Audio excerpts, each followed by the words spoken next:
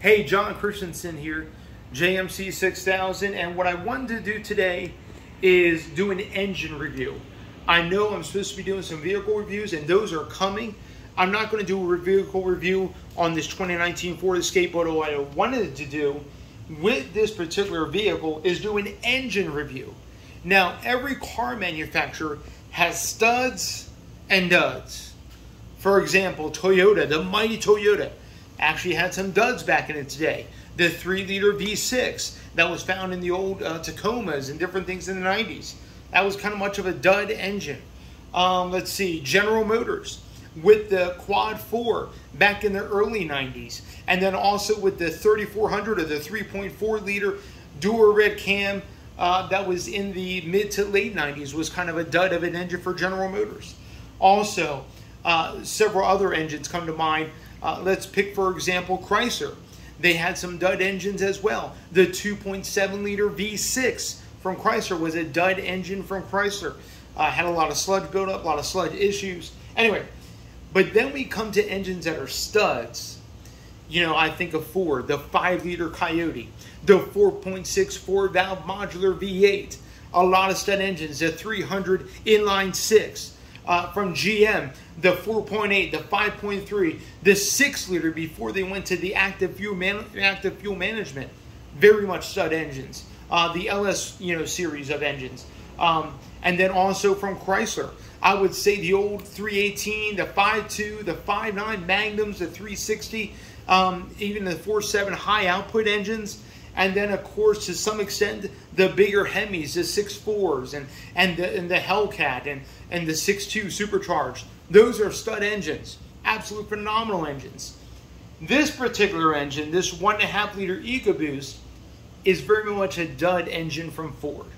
We're going to go into why it's a dud engine, but let's give a little bit of background of the 1.5-liter EcoBoost. First off, it's based off the Sigma engine European family. That's right, this engine was developed by Ford of Europe in the UK, and it was built in Spain and several other different places. Actually, this engine was built in Spain, it was built in the UK, it was built in several other different places. And it's actually based off the 1.6-liter Ford engine. What Ford did is they had to downsize this engine in 2014 to make way for a tax that Chinese was using on different vehicles that had bigger engines than 1.5 liters. So Ford recognized that, and since this engine was very much exported to different countries, not just the US, they had to downsize from the 1.6 to the 1.5. Again, the engine's based off the Sigma engine family, designed from Ford in Europe. But let's talk about some different reasons why this engine here is very much a dud engine. Couple things. So, where this engine differs from the 1.6-liter EcoBoost that was introduced in 2012 in the Ford Fusion, 2013 in the Ford Escape here, and then several other vehicles. The reason why this engine is different, besides only being 0.1 liter smaller, is it uses a different intake system than the 1.6. It uses a different intercooler than the 1.6. And the blocks are a little bit different as well from the 1.6. Some of the issues the 1.5 has, the 1.6 didn't have. Kind of ironic. Anyway, 2019 Ford Escape, third generation of the Escape. Last year for the Escape. This 1.5-liter EcoBoost is different from the 2020 1.5-liter EcoBoost that is used in the current Ford Escape from 2020 onward. That is the Dragon engine family off of the Fox engine family of 3-cylinder, small turbocharged engines that Ford uses. So again, this is a 4-cylinder. The one used in the newer Escapes are actually a 3-cylinder turbo. Let's talk about this engine. Number one, the intake manifold. Absolute horrible design. Again, the intercooler is embedded into the intake manifold. I mean, how's that a bad thing? Well, it's an air-to-water intercooler. I don't think it's as effective as an air-to-air intercooler. Don't worry about that. What is concerning is at the bottom of the intercooler, the way this intake is designed, if you want to come in here, son, the intercooler is set into the intake like this. And at the very bottom of the intercooler, there is like a belly pan where the intake is. And what happens is it fills up with oil. blow-by oil. Blow-by from the engine, and it fills that whole bottom part of the intake up. And then eventually, once it starts filling up into the intake, the engine actually starts sucking it back in. And this engine starts to eat its own oil as a result of just pooling up in this intake. Again, one of the bad designs. Second bad design of this engine, before we get to the worst part, is that it uses a timing belt. I mean, come on now. Engines using timing belt in this day and age, it shouldn't be happening. Now, don't get me wrong.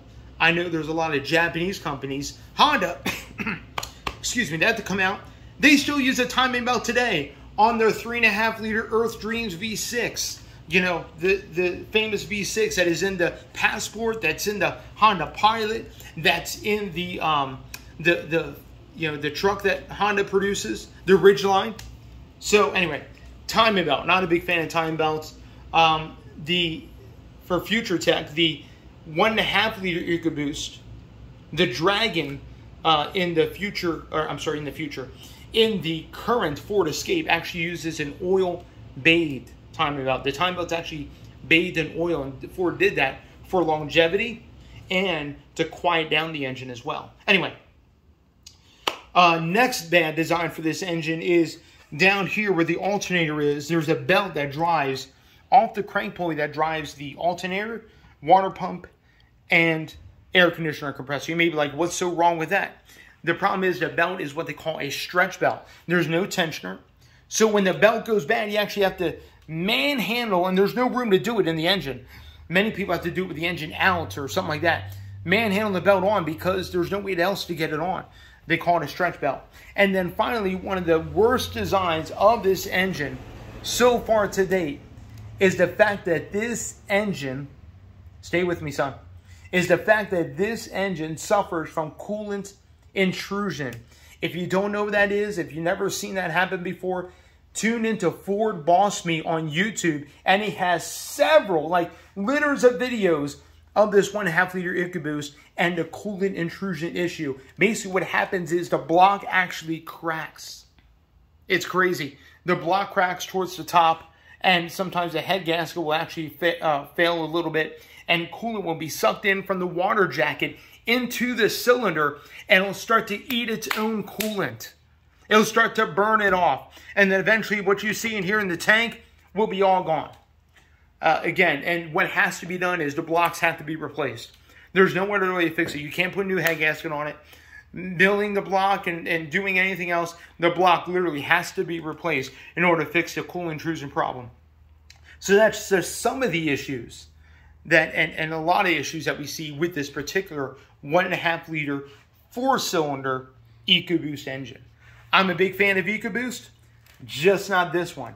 If you want a Ford Escape of this vintage, if we want to pan out some here, if you want a Ford Escape of this vintage, make sure you get it with either the 2.5 liter Duratec i4 or get it with the 2 liter EcoBoost engine.